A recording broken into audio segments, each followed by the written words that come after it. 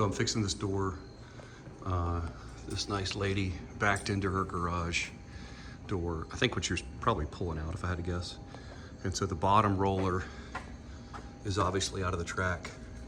It's a single spring door, which kind of, these things can be a little cantankerous in general. So it's a double door, but it's a single spring.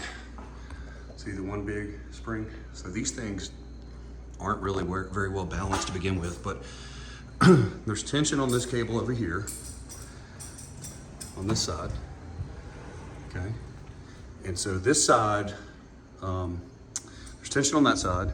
The cable on this side it's kind of wrapped around the drum, you know, not correctly, if you will, whatever. But any way you cut it, I need to take the cable off this side so I can pull the section, the bottom of the section back into the tracks.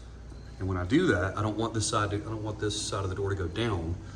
So I have a clamp underneath a roller preventing the door from going down, whereas on this side, I have a clamp on the roller, above the roller, keeping it from going up.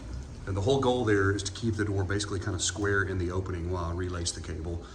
Then get the door on the ground and probably unwind the spring, and then rewind it and set the cables correctly so that the door is ready to function.